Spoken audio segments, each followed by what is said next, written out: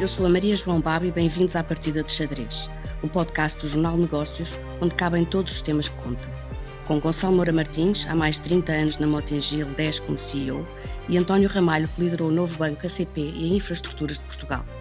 Dois gestores com uma experiência de décadas em grandes empresas que de 15 em 15 dias vão olhar para o tabuleiro da economia e analisar as jogadas. Na Partida de Xadrez queremos debater os grandes temas da atualidade económica, sempre num jogo de cavalheiros. A alta velocidade ferroviária é o tema deste episódio de estreia. O concurso para o primeiro troço está lançado e o projeto que ligará Lisboa à Galiza vai custar 7 a 8 mil milhões de euros. Mas em 2008, Portugal tinha outra prioridade, a ligação de Lisboa a Madrid, que acabou cancelada com a chegada da Troika.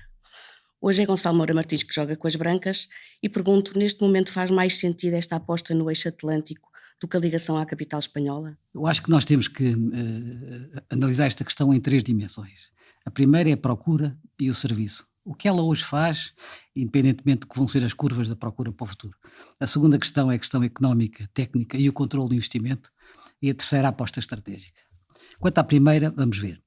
Hoje o Alfa faz 6 milhões de passageiros por ano, ou seja, 500 mil por mês. Portanto, já são passageiros que usam o modo ferroviário.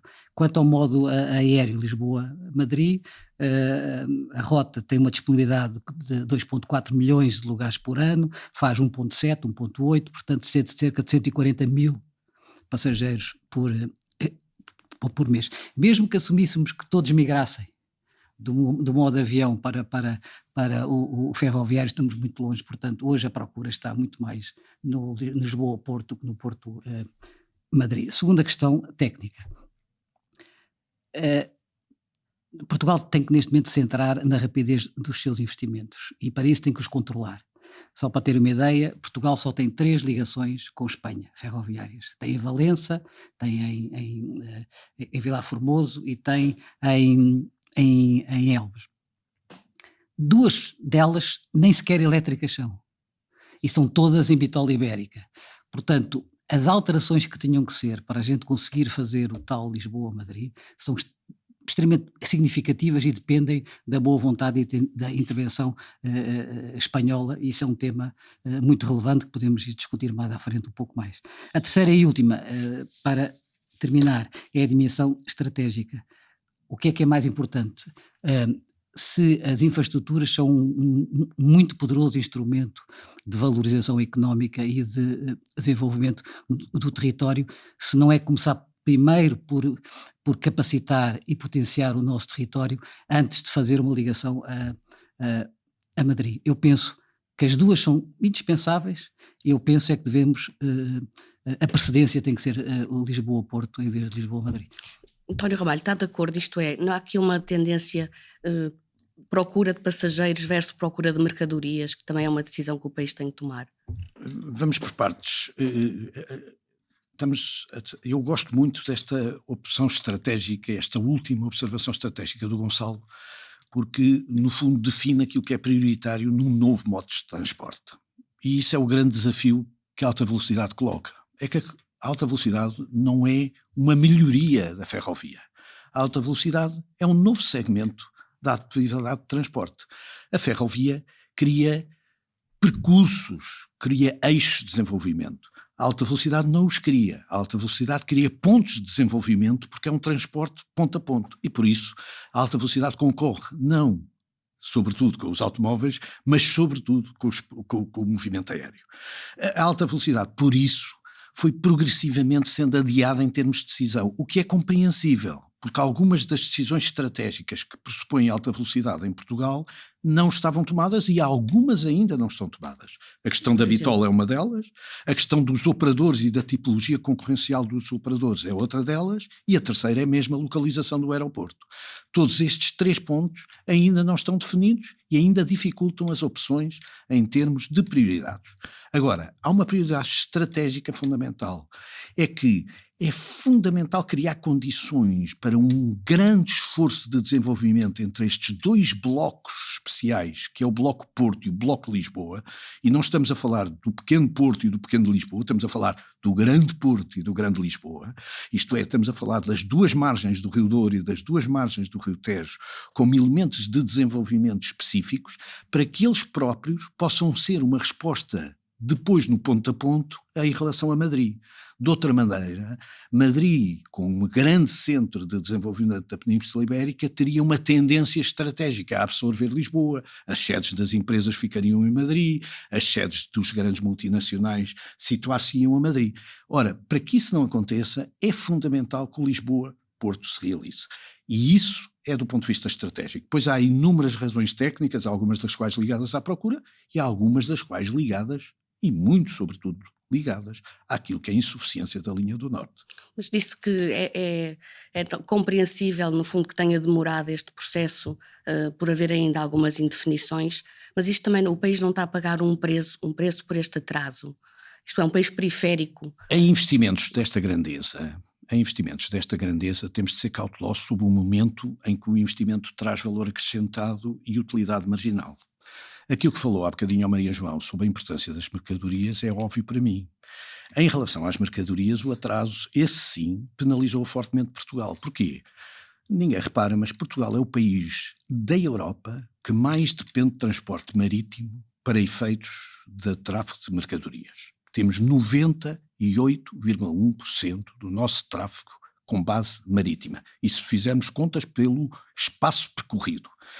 Ora, nós todos sabemos que hoje em dia a chave da criação de desenvolvimento no tráfego marítimo é aumentar o espaço dos interlandes. Isto é, quanto é que conseguimos trazer de um porto para dentro do próprio território. E isso só se consegue através de uma forte componente de mercadorias. Ora, o que é que acontecia era exatamente aquilo que o Gonçalo diz. Por isso, simplesmente não tínhamos ligações à Espanha de forma conveniente e mesmo as ligações que nós tínhamos de alguns dos portos, nomeadamente, não vamos falar do Porto de Lisboa, que é talvez o mais difícil de gerir, mas mesmo do Porto de Sines, era insuficiente do ponto de vista de crescimento. Não admira que, por exemplo, no único plano de transportes que teve, digamos assim, algum consenso, ainda que seja um consenso de inércia, entre os dois últimos processos de governação, a governação à direita e a governação à esquerda, foi o PETI, uma das questões que se colocava era a prioridade absoluta a mercadorias. E só depois se pensaria em passageiros. Daí a minha pergunta inicial. Mas é que no quadro dos passageiros, de facto, estas indefinições, ainda algumas delas persistem. O tipo de bitola, o tipo de operadores e mesmo a localização do aeroporto. Mas o tipo de bitola, que é uma questão que hoje é muito, muito discutida, é uma falsa questão. Nós não temos como evitar a bitola ibérica. Elas têm 20 cêntimos de diferença. O que o país está a fazer e bem é a fazer, por exemplo, toda a linha de Évora nova já tem furações para alterar a bitola com rapidez. Quando os espanhóis a alterarem a deles. Quiserem. Mas repara uma coisa, a linha de Évora que chega a Badajoz, quando chegar a Badajoz, há um novo troço que é entre Badajoz e Placência, que foi acabado agora em 2022 pelos espanhóis, que permite o 220 km e é a linha que depois vai para Madrid, ainda não está eletrificada. Portanto, vamos perceber que se nós olharmos para o mapa... Não há pressa, é um bocado isso que quer dizer. Para o mapa da ferrovia espanhola, só basicamente a oeste de Madrid é que eles estão a usar a linha, a bitola europeia, porque não lhes interessa investir para o lado leste e para Portugal. Portanto, nós vamos ter esta inevitabilidade de nos mantermos na bitola ibérica até haver um grande acordo com a Espanha ou com uma imposição europeia. A segunda questão é, se nós repararmos hoje em dia, a maior parte dos rodados dos comboios espanhóis já são telescópicos, ou seja, já permitem a adaptação à bitola. E eles hoje são líderes dessa tecnologia, os espanhóis. Portanto, é uma solução também para o nosso caso. É uma solução para viver com uma rede bibitola, porque se nós fizéssemos agora, por exemplo, Lisboa-Porto, em bitola europeia, esse canal ficava absolutamente fechado a qualquer outro. Ou seja, eu já não conseguia lá passar outros comboios que não fossem aqueles que fizessem especificamente aquele serviço e não podia aproveitar-me daquele eixo crítico e que atravessa o nosso território de norte a sul para servir outras localidades, outras capitais de distrito. Isso era uma limitação muito, muito, muito significativa. Mas deu este exemplo de Espanha. A Espanha não jogou melhor este jogo de alta velocidade, isto é, tem hoje quase 4 mil, começou nos anos 90, tem hoje quase 4 mil quilómetros de alta velocidade. Isto foi uma estratégia que Portugal não conseguiu seguir. É óbvio que sim, é óbvio que sim. Agora, o problema é que nós temos que adaptar a nossa realidade a um contexto que foi criado à nossa volta. Nós não conseguimos mudar esse contexto. Por exemplo, mesmo a alta velocidade para o norte de Espanha, para a Corunha e para a Galiza, ele é só em bitola europeia até Ourense, depois é todo em bitola ibérica ainda, está a ver? Portanto, ainda existe uma limitação muito grande e a nossa dependência total do que fazem os espanhóis é muito significativa. Por exemplo, hoje em dia ir de Lisboa a Madrid de comboio demora 9 horas e meia. De autocarro demora 8 horas e meia e de carro demora cerca de 5 horas e meia. E com 2, mudança de comboios. Quando acabar a linha de Évora, é possível reduzir para 5 horas. Desde que Badajoz, Palência, aquele que estourou, seja eletrificado. Mas já é possível uma fazer ligação a Lisboa, não é? 5 horas travessia. É claramente compatível, é muito melhor que o autocarro e é compatível com o carro. É concorrencial com o carro, não é concorrencial com o avião. Mas dificilmente, a partir de distâncias de 500, 600 km, alguma vez o comboio há de ser competidor do modo avião. Mas deixa-me, neste caso estamos a jogar mesmo com brancas e pretas, porque eu tenho uma visão levemente diferente sobre esta circunstância.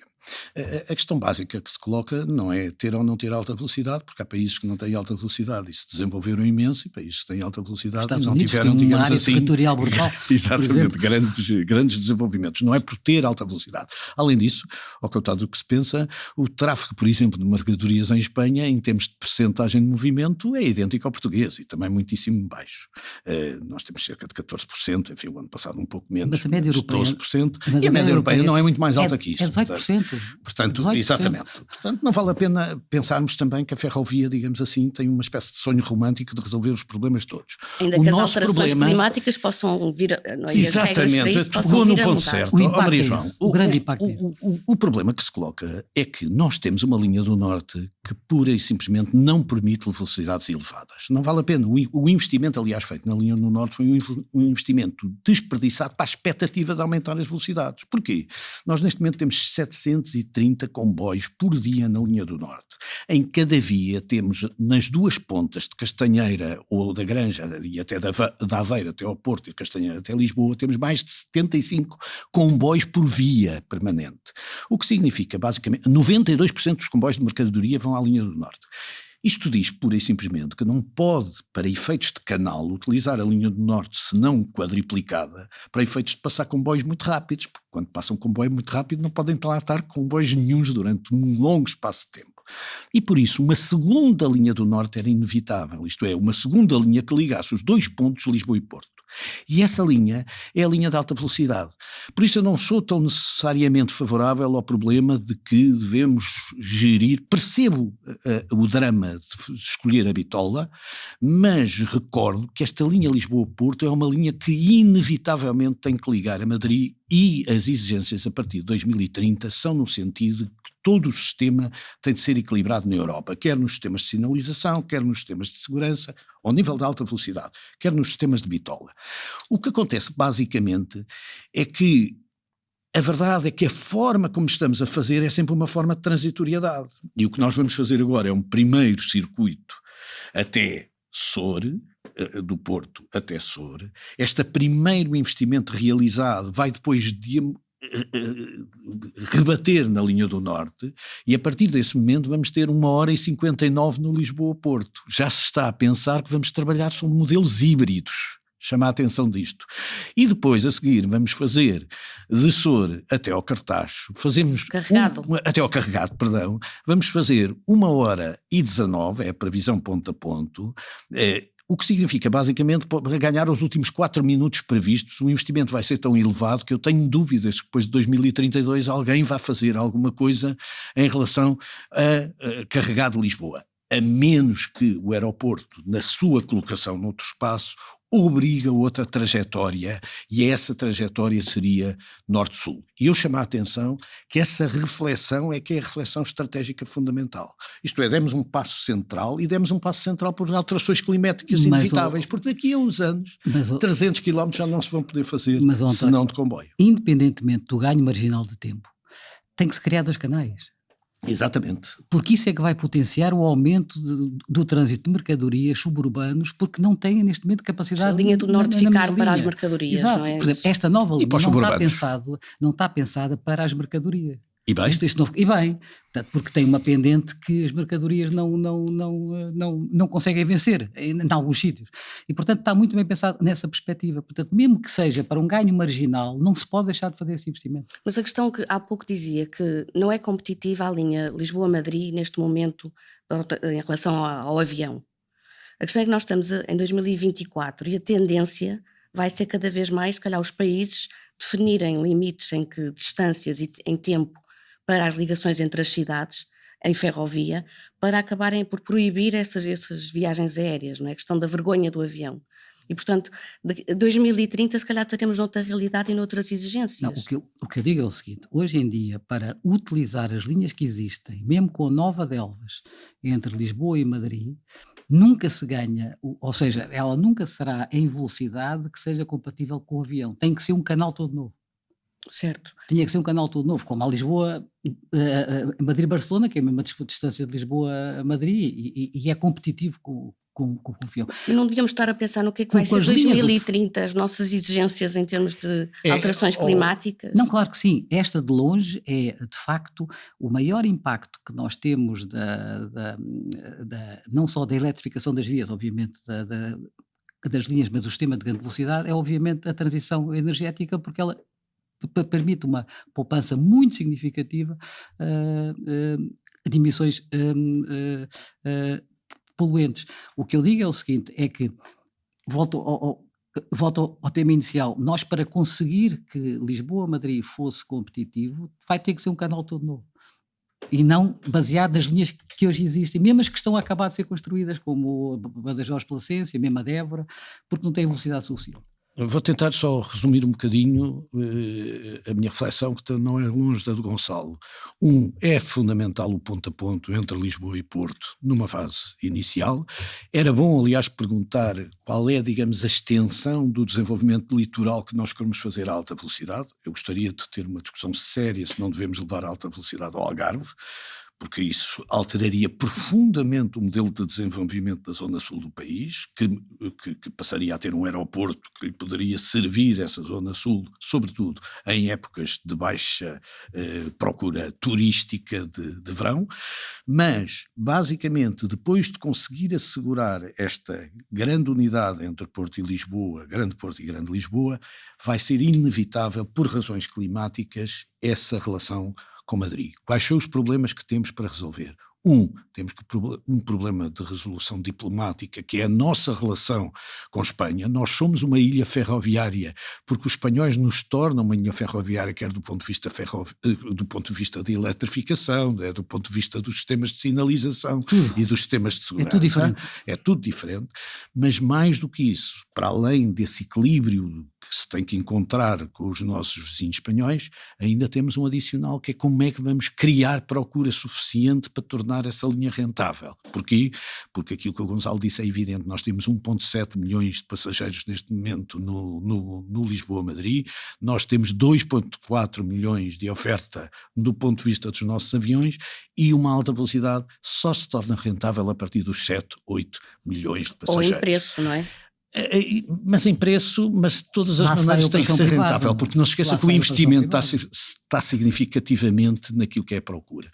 E o modelo, na minha opinião, é de operadores privados, porque enquanto não passarmos para o modelo de operadores privados e olharmos a ferrovia ou olharmos a alta velocidade como um upgrading da ferrovia, o que vamos ter, obviamente, é que é sempre um investimento público, e nós vimos como este investimento público tem vindo a reduzir-se progressivamente e a tornar a ferrovia em toda a Europa menos relevante do que era.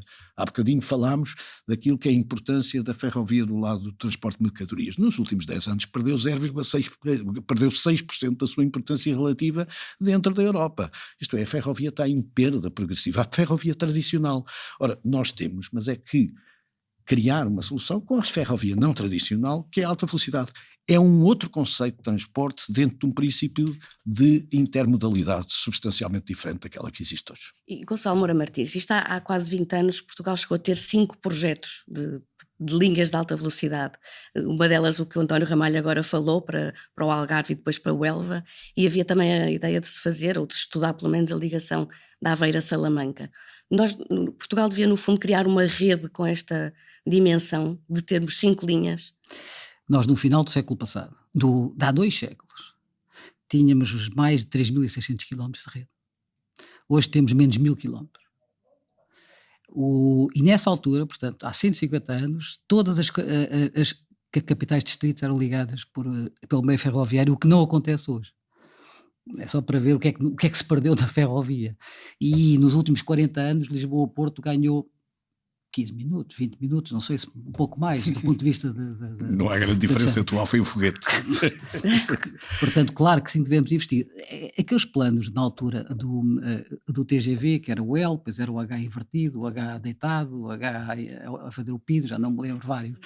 Não sei se eram realistas ou não, o que é facto é que acabaram por não ir para a frente e principalmente o de Lisboa a Madrid, que já estava, enfim, chegou a estar contratualizado, poderia ter ido para a frente e se calhar tudo hoje seria mais fácil e diferente. Mas claro que Portugal tem que apostar, como dizia o António muito bem, neste conceito da viagem de comboio ponto a ponto, porque ele é fundamental para o que é uma mobilidade futura, é o que está a acontecer em toda a Europa e é o que está a acontecer e é um objetivo ao qual nós não nos podemos auto-excluir. Mas nós estamos um bocado também numa corrida contra o tempo dos fundos comunitários, não é?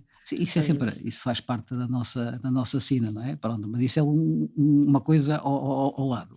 Demoramos sempre tempo e depois deixamos tudo para a última, etc. Mas a questão é que não devemos deixar de ter em cima e presente a nossa capacidade de realização, porque não só em Portugal existem técnicos de engenharia, engenheiros e empresas com capacidade de realização. Portanto, haja a decisão política, porque não é nesse ponto que falham os planos onde falha sempre é na consistência, no planeamento da decisão política. Está de acordo, António Ramalho? Estou, eu acho que o facto, eu não sou muito favorável a uma decisão muito precipitada sobre esta área e a prova disso foi-me dada agora por si, quando me diz que há uns anos atrás pensávamos em imensas linhas e se calhar hoje se tivermos uma boa linha litoral que faça, digamos, de Valença, e eu até pergunto-me se não devia fazer até Faro, que passe pelo aeroporto como elemento central e desejável, aliás, da condição dos TNTs. E depois, a seguir, possamos fazer uma linha que aceda, digamos, a Madrid, vamos ficar bem servidos do ponto de vista daquilo que é uma infraestrutura que é uma infraestrutura de ponto a ponto e que, além de ser uma infraestrutura de ponto a ponto, ainda desenvolve outros pontos específicos. Isto é, não é um eixo de desenvolvimento, mas são pontos específicos de desenvolvimento que podem ser criados. E eu acho que para isso, provavelmente até algum adiamento progressivo destas decisões leva-nos a tomar uma decisão mais racional, mais adequada e mais ponderada. Mas não acha que já há tempo suficiente? Isto é, continuamos... Mas o que estamos no momento certo para tomar essa decisão? Muito sinceramente, há decisões que se tomaram, que se demoram muito tempo em Portugal, e o caso do aeroporto é o exemplo disso, porque todos temos consciência que a falta do aeroporto, que é o principal acesso, Portugal é um deles. O caso da alta velocidade não, nós tínhamos outras soluções, é verdade que a ferrovia tem passado por dificuldades, mas se nós olharmos isto como um outro meio de transporte, que não ferroviário, é um outro meio de transporte de desenvolvimento com outras características, eu acho que neste momento há muito melhores condições, há melhor operação privada que começa a surgir noutros países que ganharam também experiência nesta área e que amanhã podem ser contributos muito úteis para a qualidade do serviço que se presta a passageiros, que o que se pretendem é movimentar dentro de uma lógica física entre dois pontos que são necessariamente dois grandes pontos de desenvolvimento. Mas o drama é perceber se a nossa inserção na rede do TGV europeia irá alguma vez servir para nós irmos mais do que as grandes cidades espanholas. E duvida disso? Duvido isso. Eu acho que o TGV Lisboa Paris é impossível, ninguém vai de comboio Lisboa-Paris, nem que fosse o TGV 300 km à hora, portanto vai de avião, que são Gonçalo, 2 horas de avião. O TGV está limitado, eu acho que hoje em é dia importante perceber isso, pois, porque nós estamos limitados a 600 km. Mas ninguém vai de comboio a Berlim. Claro. Volta a levantar o tema das mercadorias. Isso é outra coisa. Isso não é linha TGV, nem bitola Exato. Aquilo pode ir a 60, 90 km a hora, não tem pressa, a mercadoria chega lá quando chegar. O fundamental da mercadoria... Tem que haver planeamento. Gonçalo, o fundamental da mercadoria é chegar no momento certo, sim. Na hora certa, na logística certa. Não é chegar mais depressa ou mais devagar. Isso é irrelevante. Para esta partida de xadrez acaba como sempre empatada e temos agora tempo para as sugestões. Muito bem, eu gostava de partilhar com vocês um artigo profundo do New York Times sobre o Starlink. Todos se lembram, há 1 ano e meio, 1 ano e 8 meses, uma notícia que surgiu de um ataque que estava previsto da Ucrânia a uma base naval na Crimeia ter sido impedido porque o Sr. Elon Musk resolveu desligar os satélites. E é uma coisa muito curiosa, porque a partir daí o New York Times fez uma pesquisa e fez um estudo muito profundo sobre o que é hoje a área do espaço. Porquê? Porque todos nós pensamos que a área do espaço ainda é uma área de soberanias, e há muito que deixou de ser. Então chegaram à conclusão que dos 10.300 satélites de internet que existem, dos quais só 80% é que estão operacionais, 52% são da Starlink. A Starlink é um serviço da SpaceX. A SpaceX é detida pelo Sr. Elon Musk, está avaliado em 180 bi, e é impressionante que hoje é um serviço que está disponível em 52 países. E há inúmeros, dezenas de países que só dependem, para ter internet, deste serviço. Ficou preocupado com essa dependência? Fiquei preocupado, mas achei muito curioso, porque poder-se pensar que a Ucrânia estava contra... Não, a Ucrânia está profundamente agradecido porque no início da guerra os hackers russos deram cabo dos satélites e foi o Musk que numa semana conseguiu repor todo o sistema de internet no território ucraniano, mas é um dado para reflexão e que eu recomendo. António Ramalho, quer recomendar um livro? É verdade, eu trago uma coisa mais residente, mais doméstica, não podia aliás ser mais doméstica, que é um livro que saiu há pouco tempo, são As Causas do Atraso Português, de um professor de Manchester, o Nuno Palma, da nova geração, que é muito desafiante. A propósito, o livro não é tão tão grande. Que trouxemos aqui hoje. É um livro muito desafiante, porque muito bem... não é tão grande quanto parece, quer dizer, na livraria parece muito grande, mas as notas, porque ele é um professor, digamos assim, da London Business School e, portanto, como tal, tem muitas notas explicativas de todas as posições que tomam, mas eu não vou apenas sugerir o livro, vou dizer que este livro vai ter a característica também semelhante, muito interessante, que é, através de uma organização, que é o Fórum de Administradores de Empresas, ter criado um clube de leitura do livro, que vai permitir uma leitura coletiva desse livro e que vai terminar depois no dia 26 de fevereiro com um jantar com o próprio autor para discutir o livro. É quase uma reflexão sobre as causas do nosso atraso. Eu acho que é notável trazer a ideia de uma leitura em voz alta e quase coletiva dos livros, porque os livros são de facto uma relação muito individual que nós temos. Muitos deles trazem muitas ideias interessantes, mas para nos marcarem precisam de ser refletidos de uma forma razoavelmente coletiva como a sociedade é. E nós perdemos um bocadinho o tempo de discutir os livros e eu, portanto, não vou negar que já me inscrevi nesse clube de leitura, já estou a ler o livro atentamente várias vezes para poder discuti-lo com todo este coletivo e de alguma maneira podemos ter ainda por cima a vantagem de depois discuti-lo com o autor. Essa também, digamos assim, algo que já não podemos fazer com o Essa de Queiroz ou com o Fernando Pessoa, mas ainda podemos fazer com o Nuno Palma. Ao jantar em muito português. Esta foi a Partida de Xadrez, um podcast que pode ser ouvido no site do Negócios e nas principais plataformas. Os jogadores residentes António Ramalho e Gonçalo Moura Martins voltam daqui a 2 semanas a colocar as peças em cima do tabuleiro.